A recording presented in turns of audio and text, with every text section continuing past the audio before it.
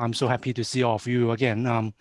Well, today we are very happy to be able to direct a machine learning people to give us a talk on distributed learning.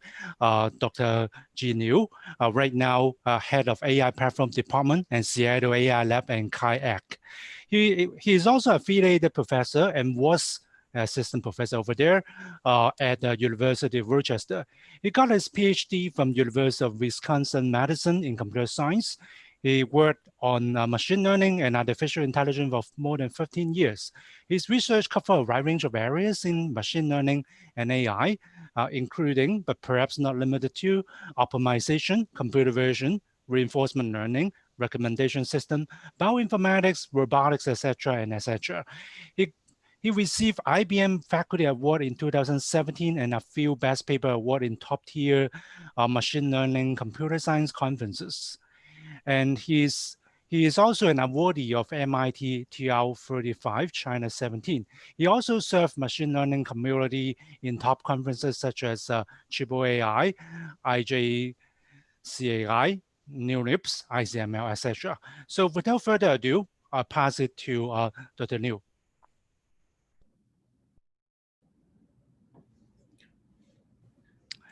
Okay, should I start? Yep. Okay. Yes, thanks for introduction, and also yes, thanks for invitation and the organization for this wonderful event. And so in this very special time period, and I'm very happy to present some of our recent work, and especially the book published recently. Okay, so let's start. So today I'm going to talk about communication efficient distributed learning. Okay, so the distributed learning, start from the motivation of solving big data optimization problem. Okay, so which is very common in deep learning. We have tons of images, videos, audios, so on and so forth, and how to extract useful and important information from this big chunk of data. Okay, so that is why we need distributed learning or distributed training.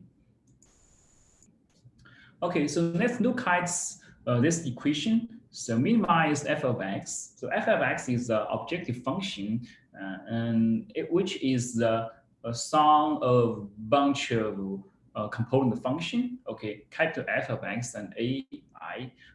Capital F is a loss function, and x is the model we are going to solve or minimize, and ai is the local data located on the worker I. Okay, here the n denotes number of workers. Okay, so this equation means we're trying to find the best model which is optimized or minimize the loss on all the data located on different machines. Okay, so this is the problem setup for the standard distributed learning or distributed optimization. Okay, so here for the simplicity, we are seeing all the functions are assumed to be L-Lipschitz, and that's just for the simplicity of analysis. Okay, so this assumption will be used throughout the whole presentation. Okay. Okay, because the number of data is so large, and we cannot solve such huge problem just on a single machine because we are pursuing the efficiency. Okay, so the distributed learning is a very natural idea. Okay, so the common way to do distributed learning is we have a bunch of workers and one master node. Okay, this is most standard and simplest structure or architecture for distributed learning. Okay, so the worker computes the gradient and sends the gradient to the master. The master node will aggregate all the gradients and send it back to all the workers. And all the workers will receive the aggregated gradient to update the local model. So that is how usually the distributed learning work. Okay. But here the issue is how can we reduce the communication cost? Because as we know, the total consumption contains two parts. One part is for computation, right? The gradient. or the grid aggregation. And the second part is the communication, sends the message from the master node to the worker or from the workers to the master node. Okay, so so today I'm going to talk about how to reduce one part, yeah, which is the communication cost. Okay, so today we are not going to talk about how to reduce the computation part. Yeah, we are talking about how to reduce the communication cost. Okay.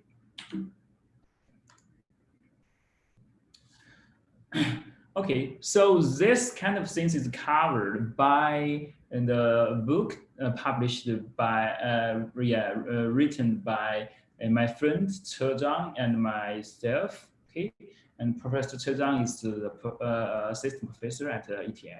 Yeah, we wrote this book for actually almost 2 years and published a few months and then finally get published and you can find it on Amazon. Okay, so yeah, today actually my presentation will cover a few interesting chapters in this book, yeah, and talk about how to reduce the communication cost in distributed learning. Okay, so more specifically, I'm going to talk about two strategies. Yeah, compression. Yeah, compression means compress the information exchanged between the master and the workers. And the second strategy I'm going to talk about is decentralization. Yeah, decentralized training is a different communication strategy or pattern from the traditional communication pattern in distributed learning, using the decentralized ways to reduce the communication cost. Because you can see from the standard, the left, the up left figure, the standard communication pattern in distributed learning is one master node and a bunch of workers, right? And the issue is the communication traffic may happen for the master node because everybody, yeah, can only communicate with the central node or the master node. So that will cause the communication traffic. A decentralized strategy is trying to avoid this issue by remove the master node and allow all the workers to communicate each other to reduce the communication cost on the central node. So decentralized strategy, decentralization or decentralized training actually is a different, is a kind of orthogonal strategy to reduce the communication cost.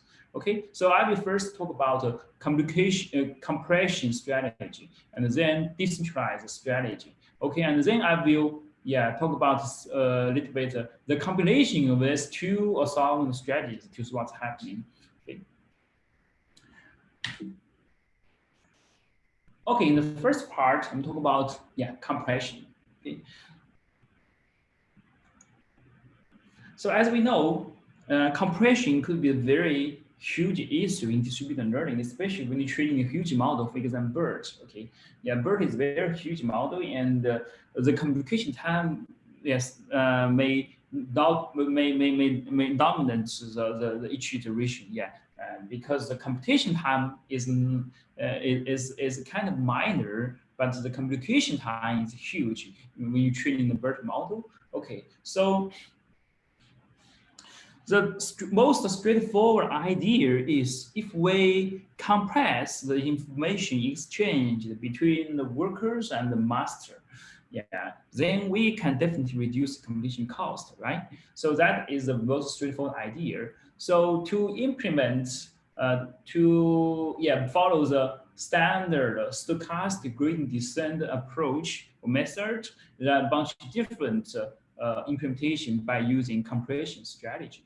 Okay, so let's recall the standard SGD algorithm, which is very simple. Okay, and each worker computes the local gradient and then send the gradient,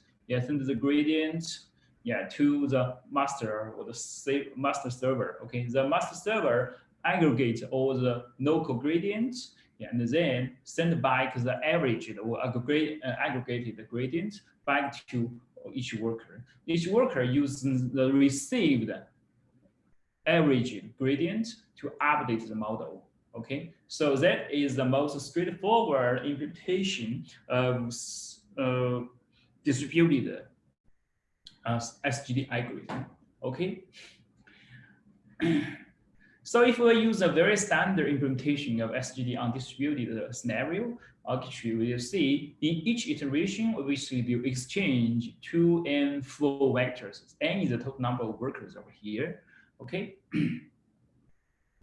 Now people start to think about, okay, if we want to compress information, how to do? Yeah, the first idea is to compress the gradient sent from the workers to a master.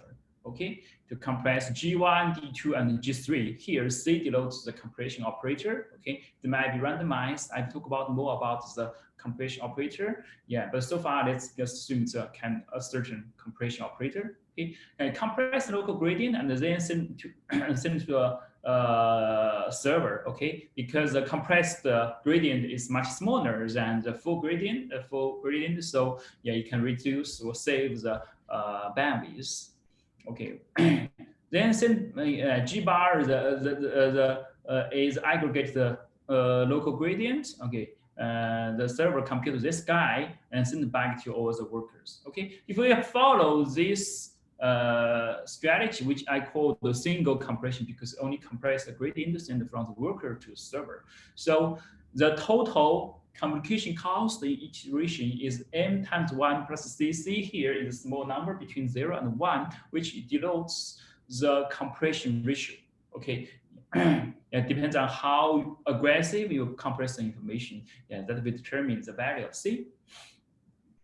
Okay, this one you can see is not very promising because it doesn't significantly reduce the compression cost, because yeah, from 2n to m plus mc, it's at most save 50% of communication cost. That's not very promising. So people start to think about, can we be more aggressive? Okay, so the idea is, okay, we compress the gradient sending from worker to a server. We also compress the aggregated gradient, G bar. Okay, so we compress both on both sides. Yeah, so that will save the communication cost a lot. Then yeah, we only need to exchange 2c times n for vectors in each iteration. So that is that is we call a double compression strategy. Okay. Okay. So far we only talk about the implementation strategy. Implementation. Yeah. But yeah, people from optimization or machine learning area may ask, okay, does it converge? Okay, in what kind of condition they converge? How fast it converge? Yeah. So actually, yeah, I'm not going to talk about too much about the convergence for this one so far. Yeah, I will show some probably later on. Okay, but the disadvantage of this kind of naive imputation using compression strategy, yeah, is it require the compression operator is unbiased operator. So that is a hard requirement to ensure convergence of all of these approaches. Okay, so that means C, this compression operator must be a randomized operator, and which must be unbiased. So it means the choice of the compression operator should be very restrictive, right? And many common used compression strategies, such as the one-bit quantization, the clipping strategy, the top case classification, so on and so forth. Yeah, all of the other many popular compression strategies, don't work for the naive implementation and naive compression strategy we talked about in the previous slide. Okay, so the natural question is, can we relax this requirement? Yeah, but on a more aggressive or even arbitrary compression strategy? Yeah, actually the answer is yes. Okay, so let's see how to do it. Yeah. Okay, here's we introduced the recent work is called the double squeeze. Okay, yeah, which is a error compensated SGD algorithm. Okay. Okay, so to introduce this algorithm, let me introduce implementation protocol from both the perspectives of the worker and the master. Okay, so for the worker, each iteration it computes the gradient first. Okay, and then compress the gradient plus some error compensate variable or leftover delta I. Okay, delta I is computed, is records the compression error in previous step, in previous iteration. Okay, so we get VI. VI is a compression of the gradient plus the delta. Delta is left over, as I said before. Okay, and this information will send to the master. Okay, so how to use it, I will introduce later on. So far, remember, yeah, we send the VI from worker to master. Okay, not G anymore, but you can roughly think V is kind of approximation of the G. Okay, and then we update the the compression error variable delta. Yeah, delta records the current compression error, which is gi plus delta I. Okay, which is the current gradient plus the previous error composition. Yeah, minus the compressed version. So this difference is recorded by to update the delta I. Okay, so that is how the protocol on the worker I. Yeah, from the master view of perspective, the master will receive the VI from all the workers. You can think VI is kind of approximation of local gradient. Okay, you take the average. Okay, get G bar. Yeah, and then we compute the G bar plus delta bar. Delta bar is similar to delta I. Okay, and delta bar basically memorize the compression error in previous step. Okay. And then we send back the V bar to all the workers.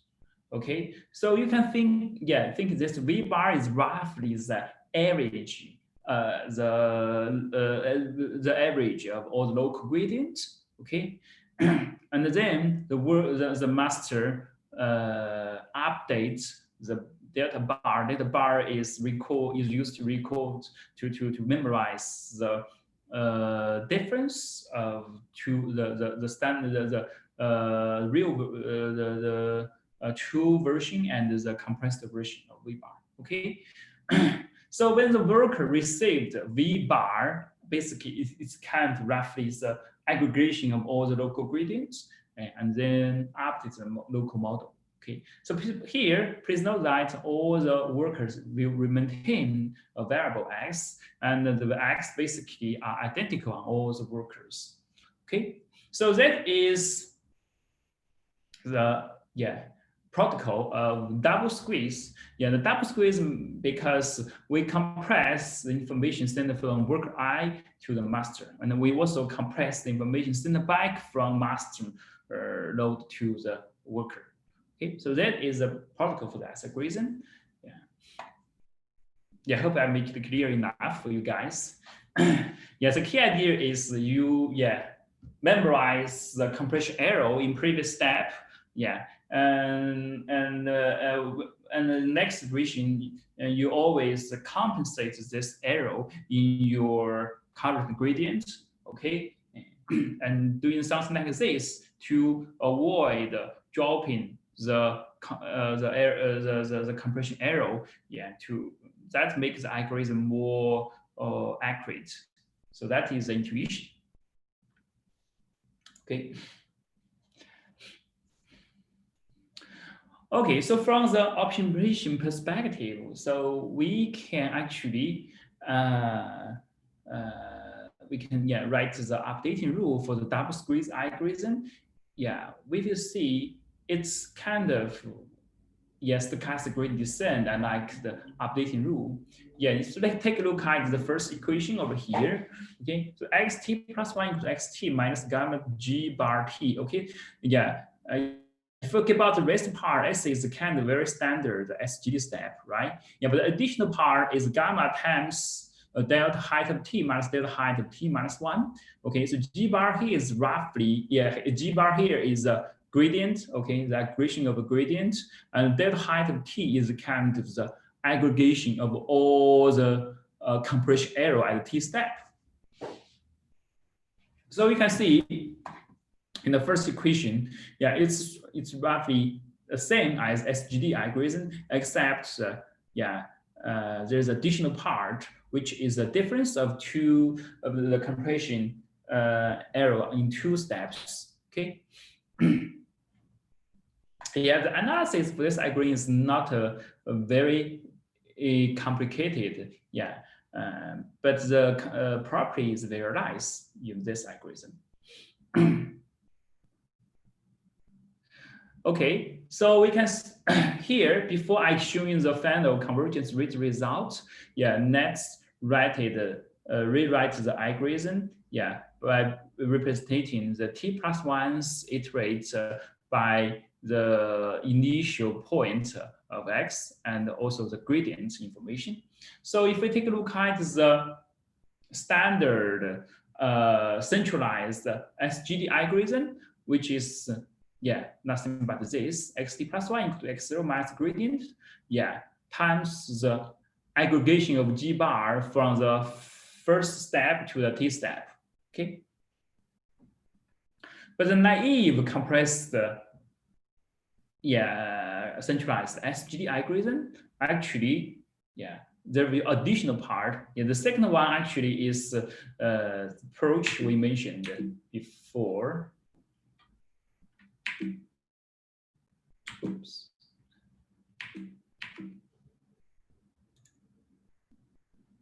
Sorry, the second algorithm is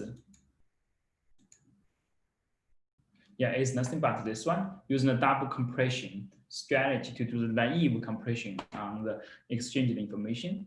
Okay. Okay, we can see it basically follows this updating rule. Okay, we can see this part is the additional part comparing to the centralized SGD. Okay, now this part is kind of sort of reduce, it kind of affects the convergence efficiency. So let's look at the double squeeze. The double squeeze algorithm also have additional part, but the key difference is the only additional term is delta t, the most recent compression error. But in the using the naive compressed algorithm, actually see the additional part is the aggregation of all the compression error. So the reason is very simple, because in the double squeeze algorithm, we compensate the compression error in each step. But in the naive compressed algorithm, it doesn't do that. So the compression error will accumulate iteration by iteration. So that's why you see the aggregation, the accumulation will appear over here.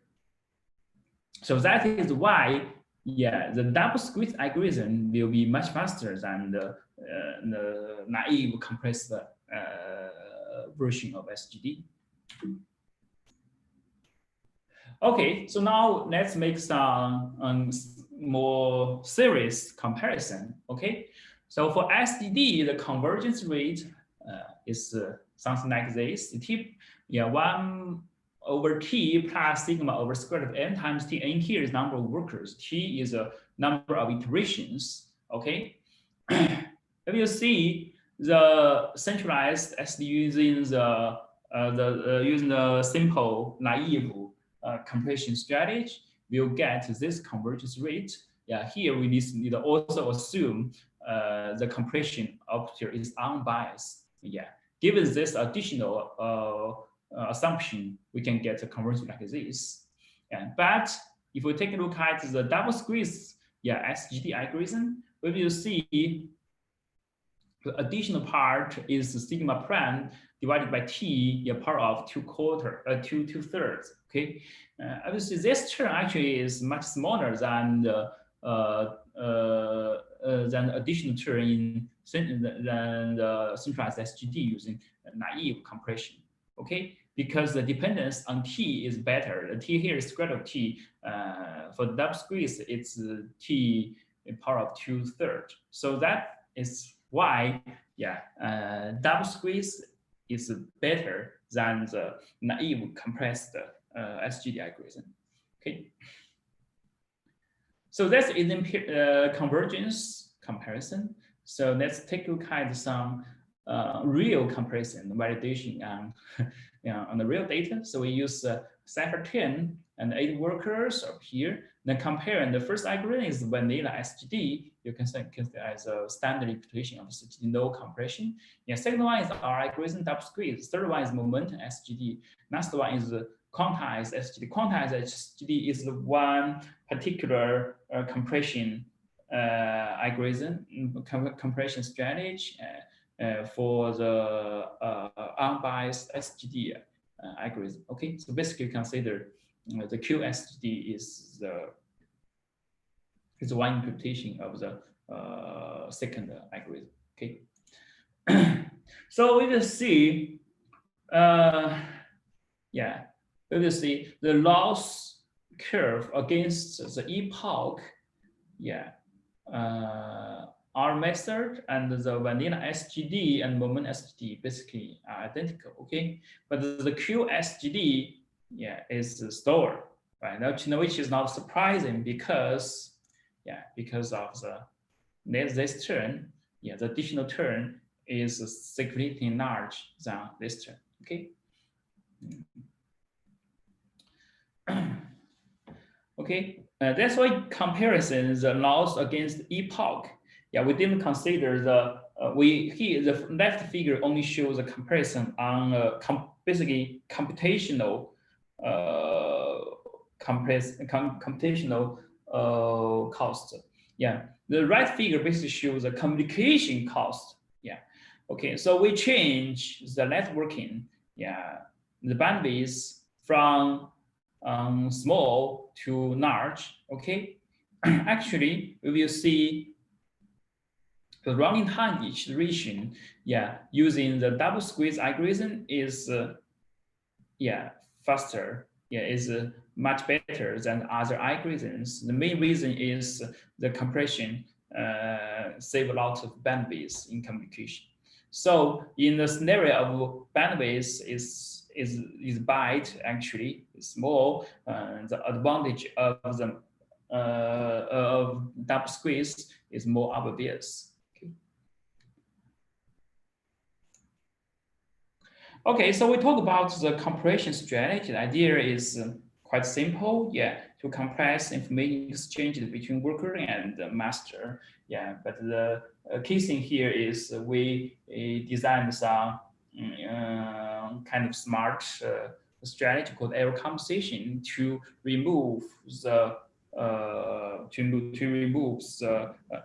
the compression error step by step to make the converge faster. Okay, so that is the first part. The second part, I'm going to talk about the decentralized computation. Okay, so the motivation of decentralized training or decentralized computation is in the standard centralized architecture, everybody can only talk to the master. Yeah, the master will be very busy, and the bandwidth could be the bottleneck to decide the efficiency training process. Okay, so to avoid such issue, we trying to design decentralized strategy. Yeah, decentralized strategy using a totally different communication pattern. Yeah. Okay, so yeah, here we make some simple comparison. Okay, this comparison is about the communication cost in each iteration of centralized communication and decentralized communication. Okay, we use alpha to denote the latency per message. Yeah, beta is the transfer time per byte. The N is number of workers, B is number of bytes of message, basically B is the size of your model. Okay, so we will see in each iteration, okay, in the centralized communication, basically the total computation cost is m times alpha plus m times b times beta. So that is the total cost in communication per iteration. If we use a decentralized communication, the decentralized communication basically there's no master node, there's only workers. Okay, the workers can only communicate with its labors. Okay, so the labors can be predefined, can be randomized, generated, whatever you want. Okay, so basically only communicate with labors. Exchange information with neighbors in each iteration. By using this strategy, actually, we will see the communication. For example, if the ring topology, actually, the one decentralized communication step only costs this number, which is alpha plus b times beta times. So you can see this one is much smaller than the centralized communication. We remove the dependence on n. Okay, now you may ask, okay, how does the decentralized approach, compare to a centralized approach? Because it's they use very different communication strategy. Okay, so a short answer is, in most cases, the decentralized algorithm will converge as fast as the centralized counterpart. In terms of epoch. But the communication cost of decentralized method will be much better than the centralized method. Okay. So next, I will show more details about the decentralized strategy. Okay, so let's still consider the objective function we introduced earlier. Okay, here just recall, which is the sum of a bunch of component function. Each component function fi of x is defined on the worker I. Okay, here we still assume we have a small n number of workers. Okay, recall the centralized SG. The centralized SGD basically, maintain a kind of shared model. This model, the value of this model on all the workers are identical. Okay, and aggregate the local gradient, takes average, make update. That's the centralized SGD. Okay, pretty simple. And let's look at the decentralized SGD. The decentralized SGD, it works in this way. All the individual, all the n workers maintain its own individual model. Okay, x1, x2 to xn. Okay, and then use the local model to compute the gradient. Takes the one step of local gradient, and then send its model to its neighbors. And when it receives, and also it receives the model from its neighbors, and then takes the average. Okay, so that let's take an example. Okay, so for example, we have 3 workers. Okay, and x the model on the second worker is updating this rule. Over here. You can see x1, x2, x3 makes a local SGD update, and then send it to labels, and then take the average. So that is how it works. Okay.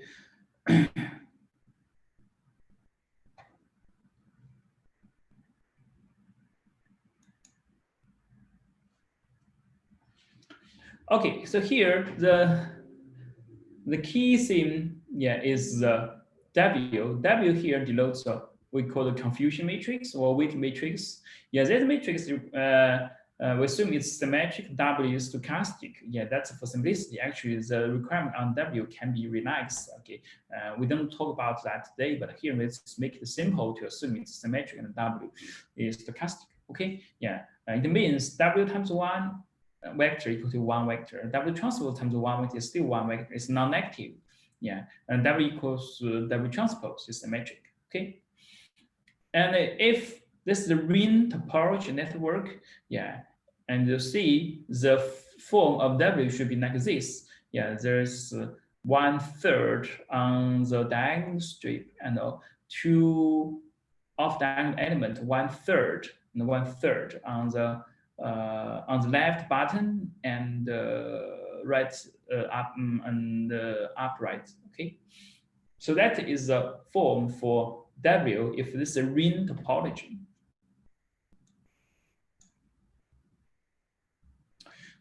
Okay, so to analyze this algorithm, so basically we need to make a few assumptions. Okay, the Lipschitz assumption was made before, and also we need to make some bound variance assumption. Yeah, here the sigma square is upper bound of the variance of local gradient. Yeah, because only use the local data to measure to evaluate the variance. So sigma square essentially is, you can think it measures the data variation on local. Okay. We also define the zeta square. Zeta square is actually the difference of the on the ice workers and the gradient average gradient. So basically, zeta square measures the data variance among workers. Okay, among workers. And another important notation is rho. Rho is the maximum. Is we call the spectral gap. Okay, spectral gap, which is a second largest. Which is second largest eigenvalue of the matrix W. Okay, so because W is double stochastic and symmetric, so the largest eigenvalue of W should be constant 1. Okay, so rho defined as the second largest eigenvalue. Okay, so this one rho basically decide how fast the information can spread across the network. Yeah, to give a more intuition on the rho, the value of rho, let's consider a few examples. Yeah, if we consider the full collective work, the 4 workers, each worker can communicate with all the other workers. In this scenario, W equal to it's 1 divided by n, on all the elements. Okay, so in this scenario, rho equal to 0 because all the eigenvalues are 1 in this scenario. For the ring topology, actually, as we showed before, actually rho is roughly equal to 1 minus this quantity. You can see the n, the larger the n is, this value is the smaller. Okay, sorry, this value is larger. Okay. So for this collected network is in this way. So in that scenario, rho equal to 1. Okay. So now, we make a bunch of analysis, and this is the final convergence result. If we choose learning rate property, and when t the number of iterations is sufficiently large, we have this convergence rate. Because x bar t is the average of all the local models at the tth iteration. Okay, so we can see we can take a look at the right-hand side. The first 2 terms actually is identical to the convergence rate of centralized SGD. Okay, recall we mentioned before. The third term is the additional term, which is zeta divided by t, times rho divided by 1 minus rho. Okay, and the power of 2/3. So this additional term, and this is the cost of using decentralized communication. Okay, but we argue this term actually is minor because the dependence on t is 2/3. Okay, it's better than square root of t. Okay, so this term will be minor when t is large.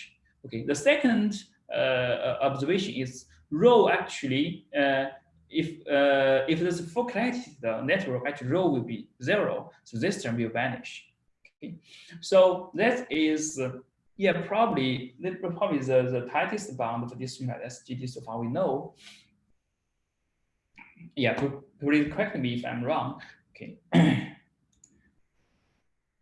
Okay, so next one is the empirical study to validate the performance of decentralized SGD is kind of comparable to centralized SGD.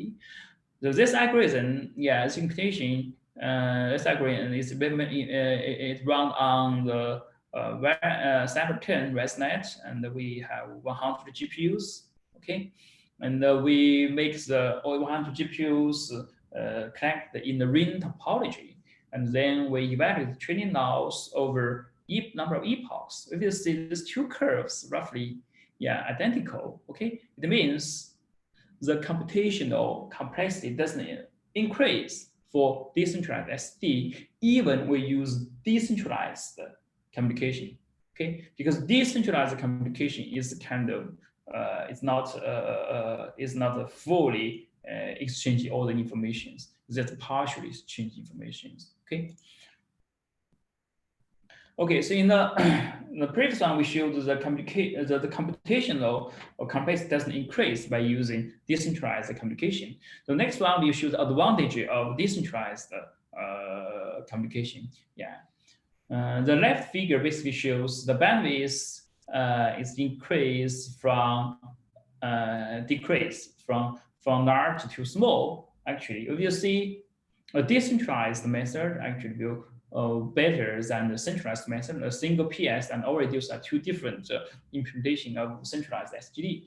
Okay, actually the all-reduce is still comparable to decentralized one because all-reduce is a smarter implementation of centralized SGD. The second one, the right figure which shows the number of the running time of each epoch against the network latency. We change the network latency from 0 to 10. Actually, we see the decentralized algorithm, the time of each iteration is better, it's faster than the other two implementation of centralized algorithms. So this one can be concluded by decentralized algorithm can outperform centralized algorithm for networks with low bandwidth and high latency. So this is a summary of this, the second part. From second viewpoint, decentralized SGD achieves basically the same convergence rate as centralized SGD. From practical viewpoint, the network is with high latency decentralized, or the model is huge, the training model like BERT, decentralized communication can outperform its centralized counterpart. Okay, so that's the second part. We introduce decentralized communication. Now you may ask, okay, can we combine the compression strategy we introduced in the first part and the decentralized strategy introduced in the second part? Actually the answer is yes. Okay, but how to do it? It's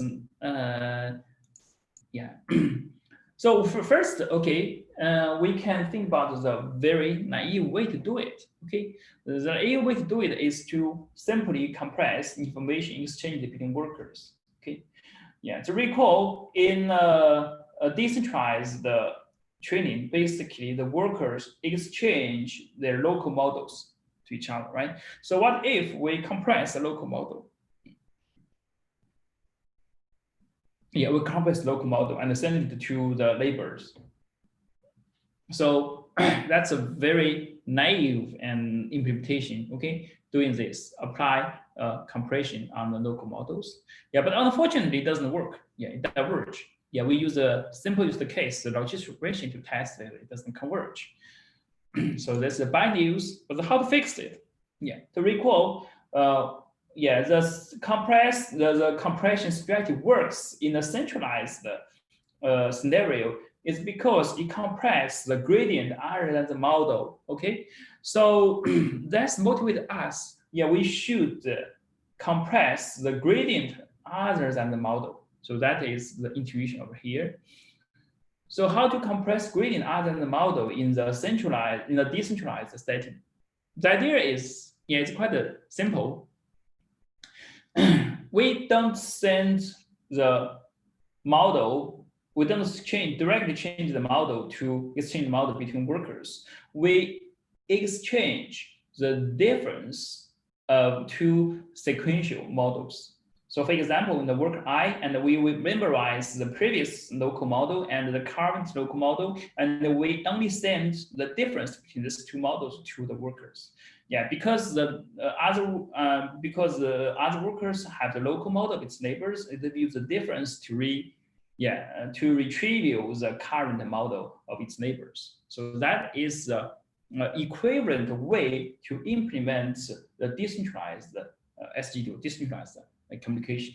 Okay, so based on this equivalent implementation, now we can compress the information exchange directly, which is the difference of two subsequential models.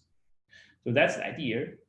Okay, we compress the x height t minus x height minus xt. Okay, xt is the xt is a model in the previous iteration. Okay, and x height of t is the model of current state computed from this equation. Okay, so this difference is memorize. Take this difference and then compress it, and the computer gets a new model and this one, and compress this. Sorry, send this the compression version to the neighbors. Okay, so that is that's basically the idea.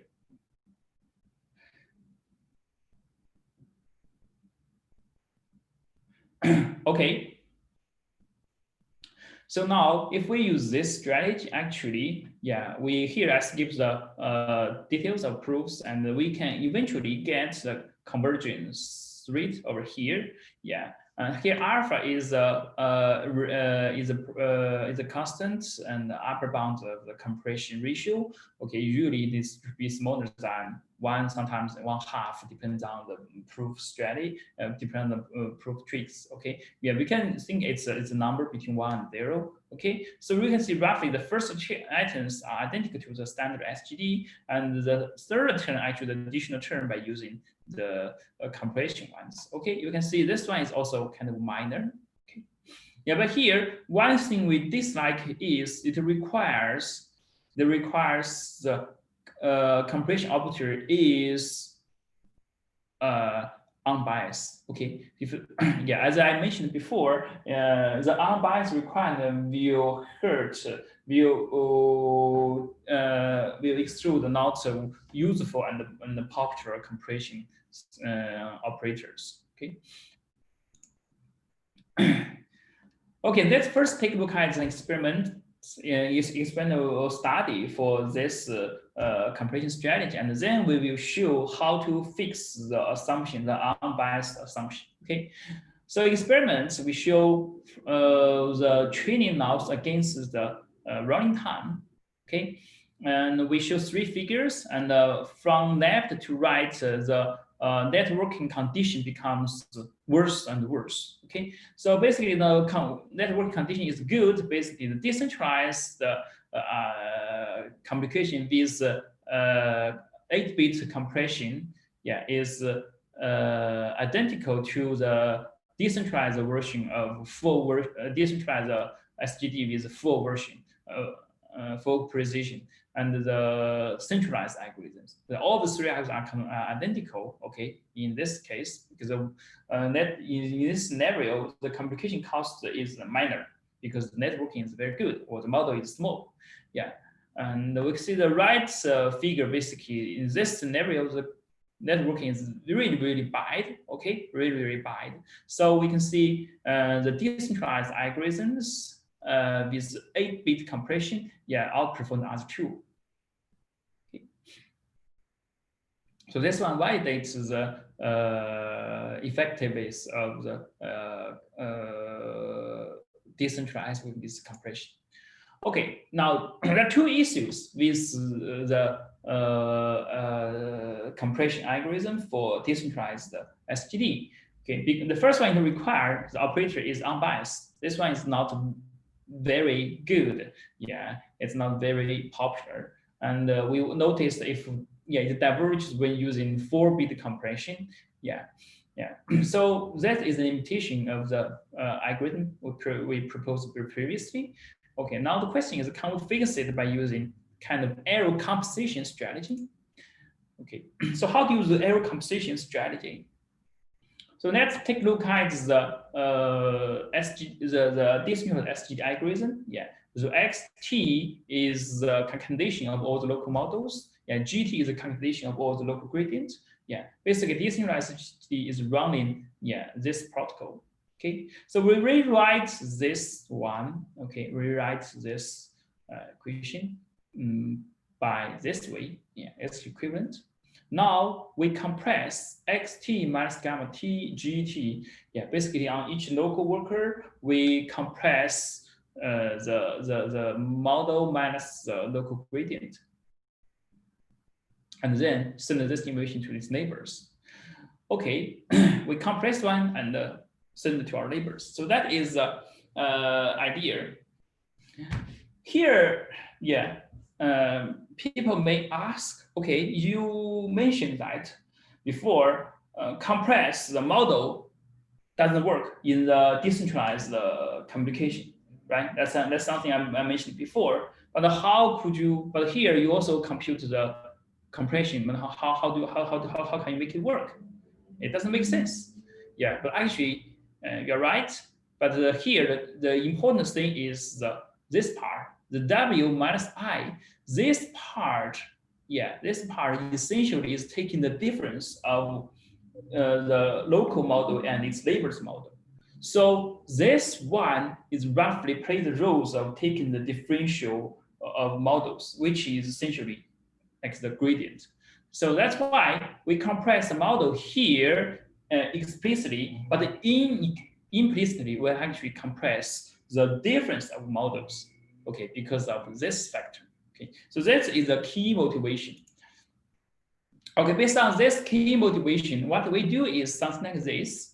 In the local, actually, we compute VI. VI is a compressed version of local model. Yeah, play gradient step plus some plus the local error compensation term and compress it.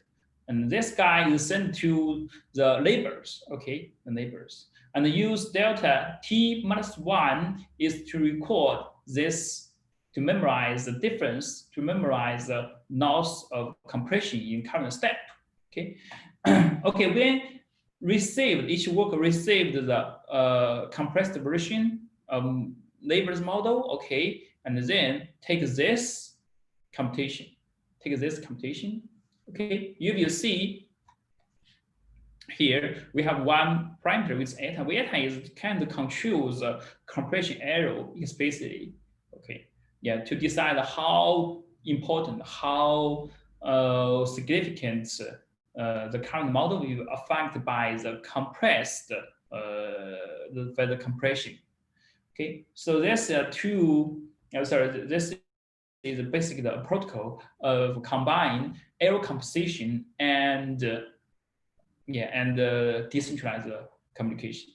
Okay, so we call this protocol as deep squeeze. Okay, now this is a theoretical comparison. Okay, theoretical comparison. Yeah, basically the conversion rate of these two algorithms are almost identical. Yeah, the key difference here is the first one, the algorithm introduced in the previous slide, actually it requires the unbiased compression operator, which is, as I mentioned, is very restrictive. But deep squeeze actually likes this guy. Yeah, the compression can be biased. Actually, this deep squeeze basically along kind of an arbitrary compression operator.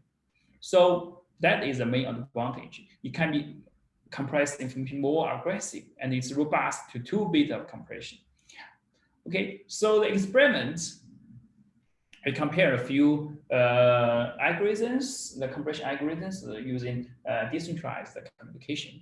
Okay, the first three is, again, the first two actually doesn't converge in this scenario because we compress too aggressive. The third one is also recent one, and this one converges but slower than our algorithm. Okay, slower than our algorithm. Yeah. And also, yeah, give the two benchmarks, which is the implementation of centralized or is a centralized SGD without compression. Okay, without compression, and decentralized SGD. Okay, actually we can see, yeah, even under very aggressive compression, our algorithm can still can convert to the right solution, inside stores and uncompressed version. But in terms of computation cost, actually the deep squeeze actually saves 16 times the computation cost. Comparing to the uncompressed implementation like all reduce and decentralized. Okay. So that's empirical study. Okay, summary. So in this presentation, I'm roughly introduced two key strategies, orthogonal strategies to reduce the computing costs in distributed learning. The first one is compression. The second one is decentralization. Okay, the compression is used to compress information exchanged between machines. The decentralization is trying to solve the issue by avoid the communication bottleneck on the master worker, okay, and the master node. Okay, so there's two strategies that kind of orthogonal. We show the combination of these two strategies in the third part of my presentation. Okay, so here I skipped another important orthogonal strategy, which is called asynchronization. Asynchronization is, you can imagine, it's kind of a smart ways to hide the communication cost by the computation. So because of time limitation, I will not cover this part today. But you can find the details in my in the book by Professor Ce Zhang and me. Okay, thanks for your attention, and I'm open to any question. Okay, so thanks, Dr. Liu, for the very kind presentation. So actually, the first question was kind of a clarification type questions. So in the first work, when you described the quantization-based SGD, so in the analysis, did you use a constant step size, or is it like a time-varying one? Okay, that's a very good question. So actually, to analyze the stochastic gradient type of method, actually, no matter you use constant one or use a decreased one, actually, you eventually get the same convergence rate. But for the simplicity, you will use the constant one. Okay. But in practice, you can definitely always use the decreasing the diminished step size in practice. Which doesn't hurt the theoretical guarantee. But there also comes the question or a comment, because in the double squeeze algorithm, you're actually trying to combine the gradient from the gradient compression error from before you quantize or after you compress. So there might be two different step size involved when you use a time varying one. Oh, I see. You mean the eta? No. In the first work. In the first one? In the first part. So you have a double squeeze algorithm. Yes. So what if the step size changes once you move to the next iterations? Okay, I see. I would say the analysis for this algorithm actually is similar to SGD. Gamma here, you can choose kind of a small one to make the algorithm convert to a ball of the local optimum solution, or you can choose diminished one to make sure it converts to the local optimum. Either one is okay. I'm not sure you're asking the practical side or for the theoretical side. So actually, the question was wondering like how can the analysis be extended when we have a time varying step size, and can we simply combine the gradients and the step size before the compressions? I think it's okay. I think it's okay. Because you can take a look at this in a different viewpoint. For example, you can combine the height of t with xt plus 1. If you can rewrite this one by xt minus 1, xt plus 1 minus gamma times height of t1 t, and here xt can combine with gamma times height of delta t minus 1. So you get a different the least weight is very similar to SGD. So the choice of learning rate will be, we can follow the same principle as running SGD.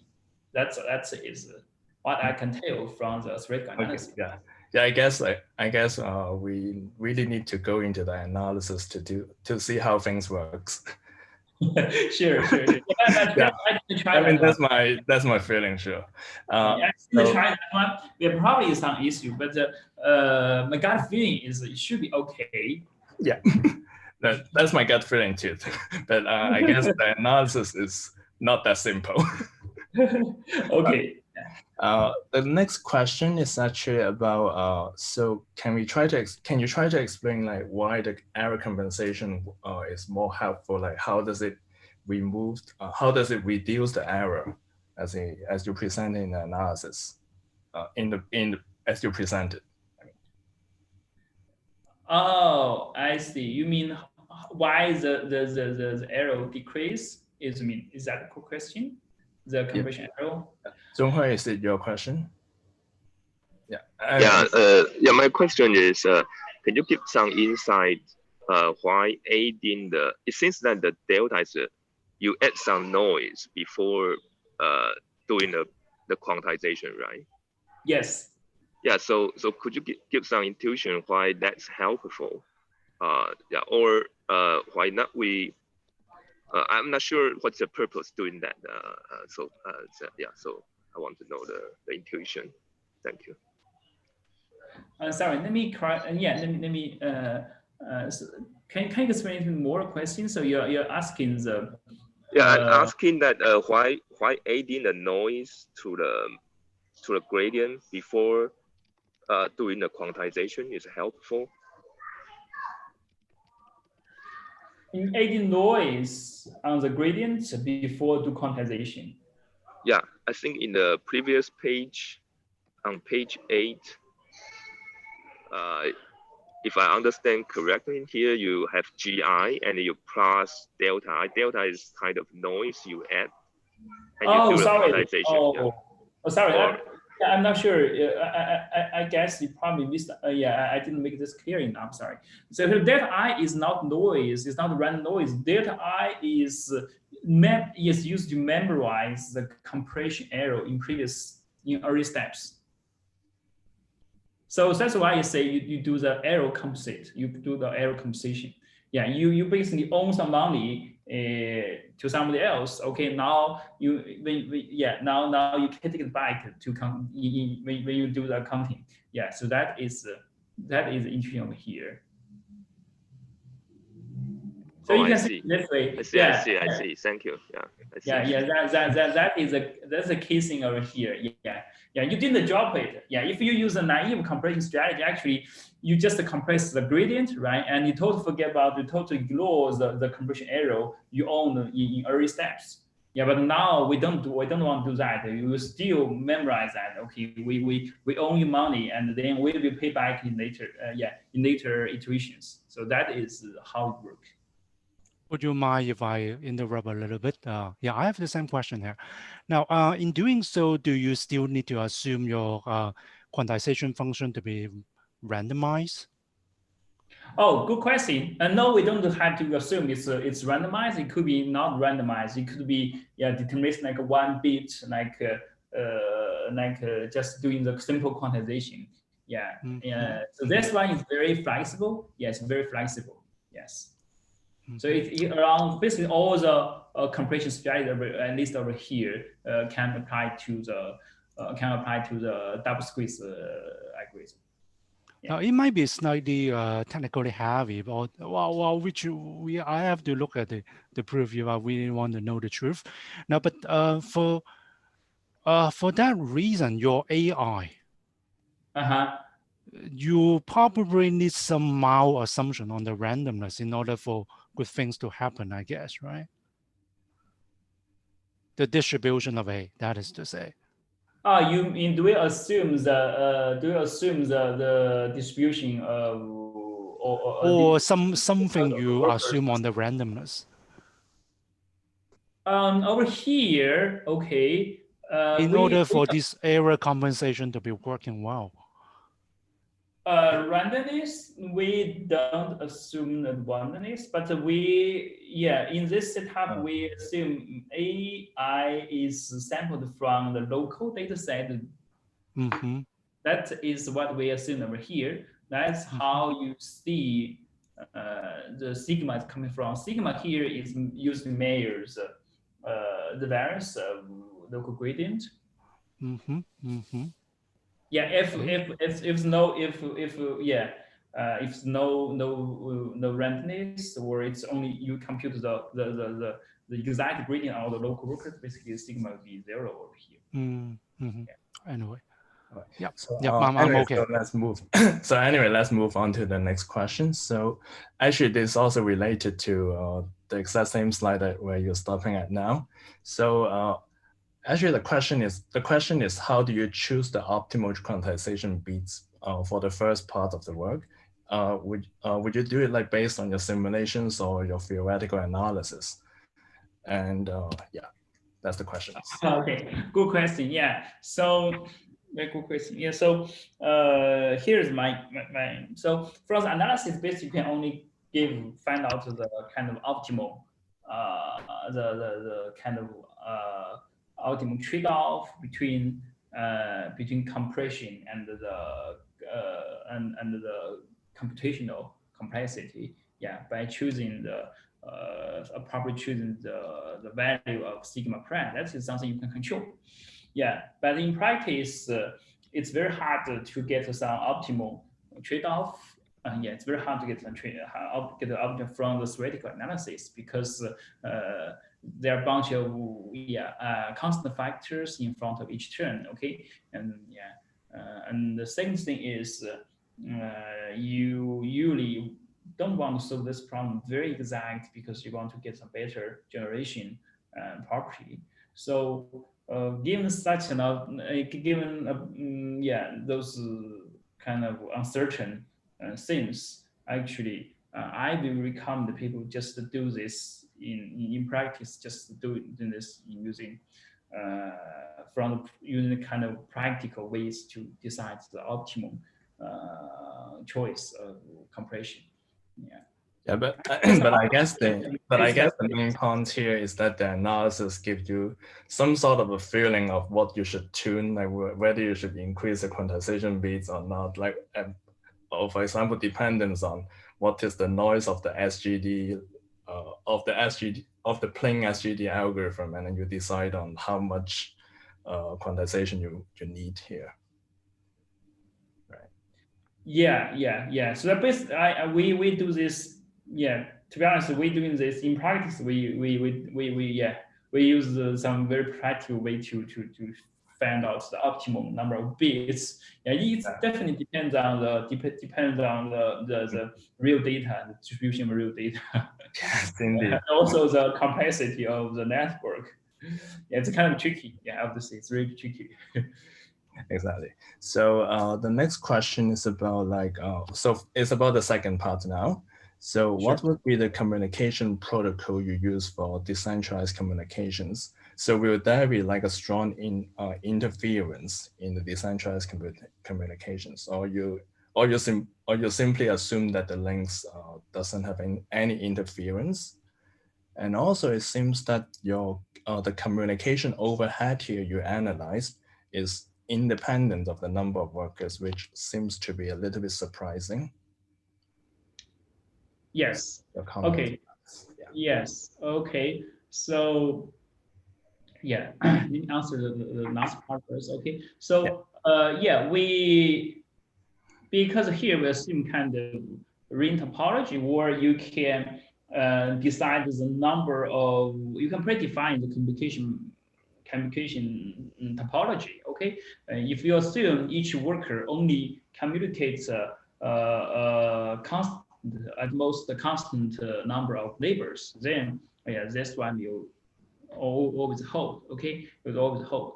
But if you use a full collective one, then this one doesn't hold. Okay. Here we assume it's kind of ring topology, so that's why the ring communication pattern. So that's why it's this one. Okay, yeah. So by the way, here you may notice that ring topology topology is the second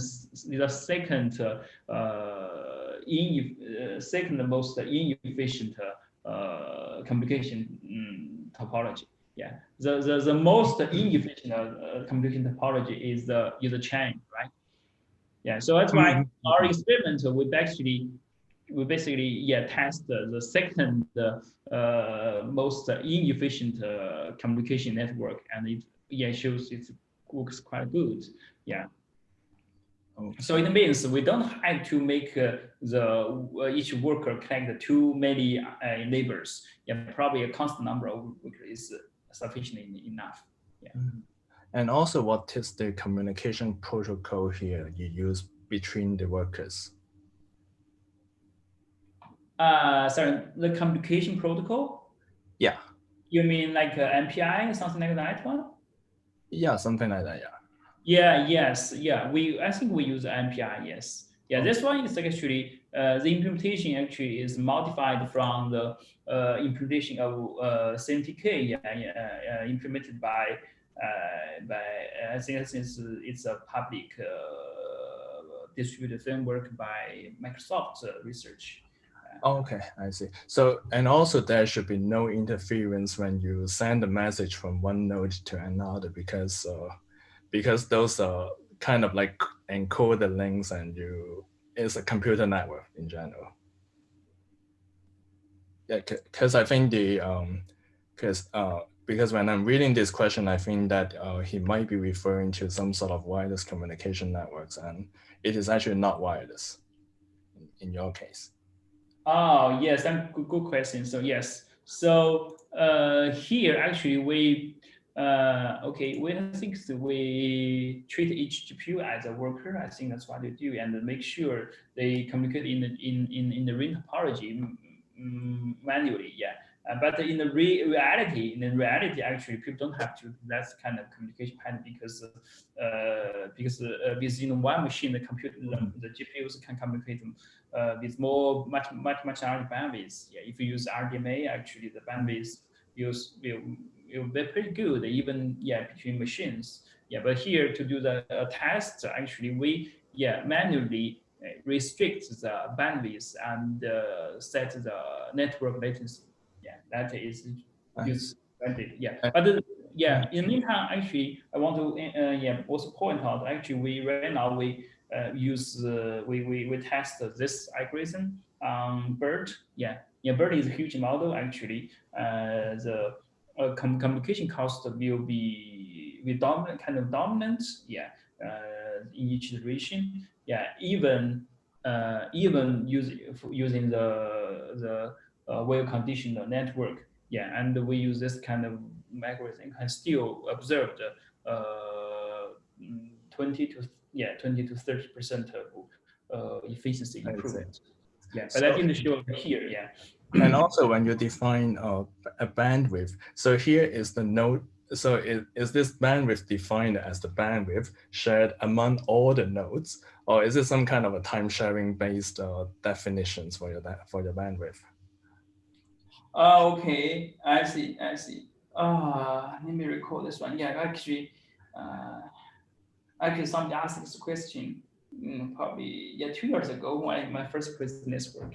And let me recall this one. I think we restrict the bandwidth from each worker to the switch. To the neighbors. Oh, to the switch. I think that is what we do. Yeah.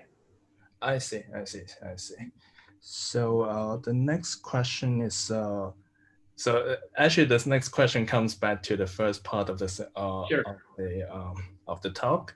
So why do we find that so the question is about why does in the simulations precisely, so why do the algorithm outperforms just like a vanilla SGD?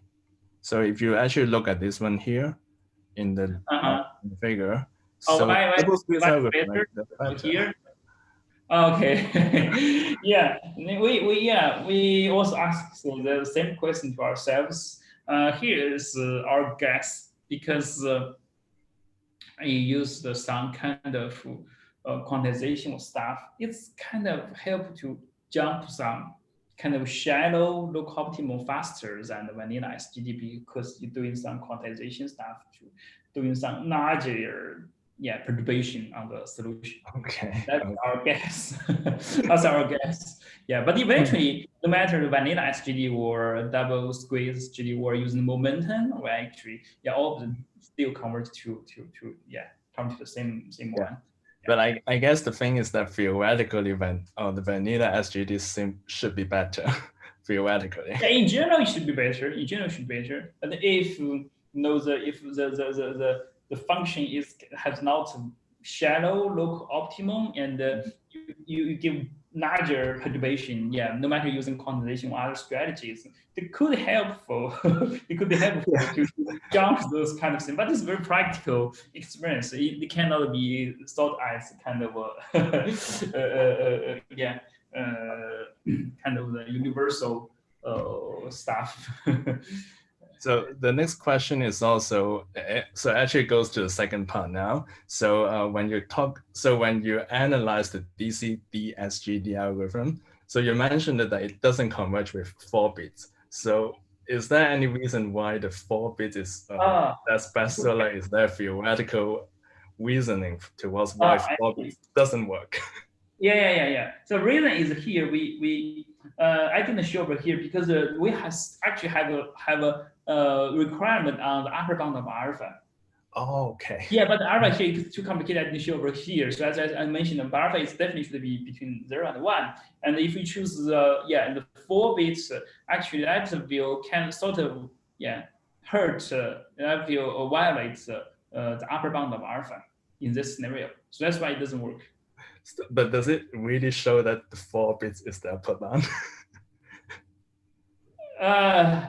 But it depends on the value distribution of x. Yeah, of course, yeah, right.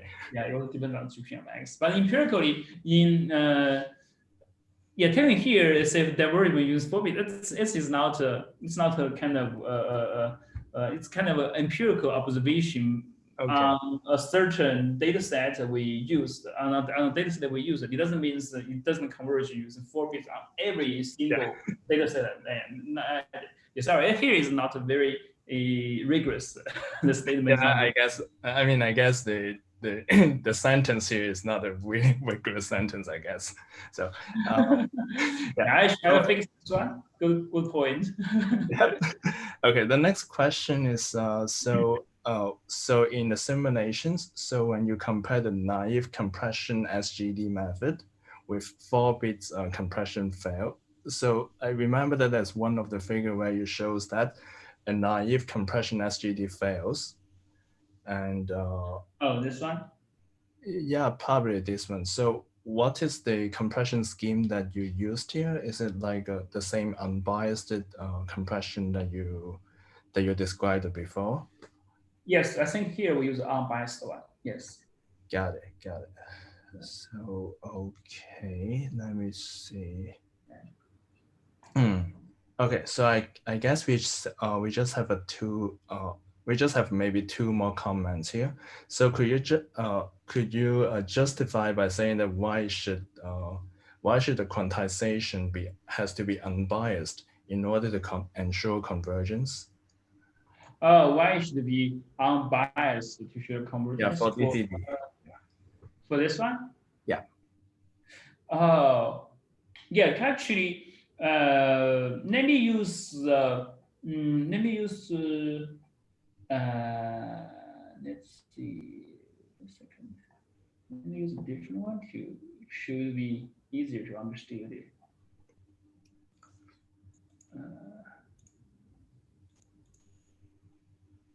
Give me a second, maybe.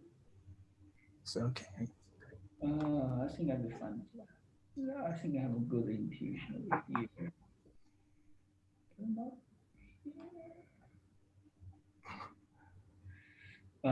Sorry, give me 1 second. Okay.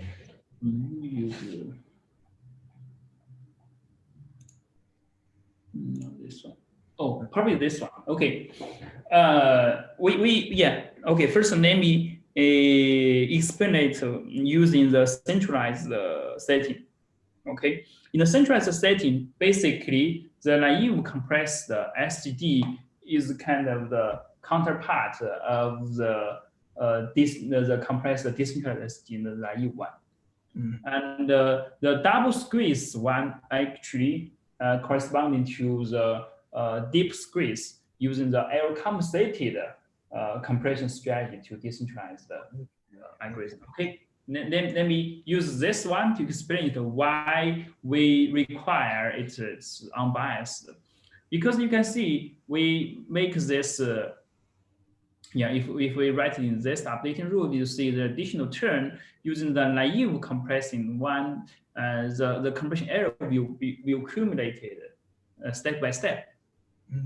So if we make a convergence, we have to ensure this guy will be cancel each other. So that's why you need the randomness, you need the unbiased.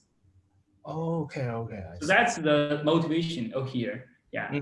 But over here is the only one stuff singleton. This doesn't matter. Not big deal. And also you can control how small it is by designing a smaller step size. Yes. Yes. Yeah. So the final comment or question is, so if you actually decrease the learning rate, you make the step size even smaller. Can you make the four-bit compression works again? Yeah, probably. Yeah, probably. Yeah. All right. So let me see.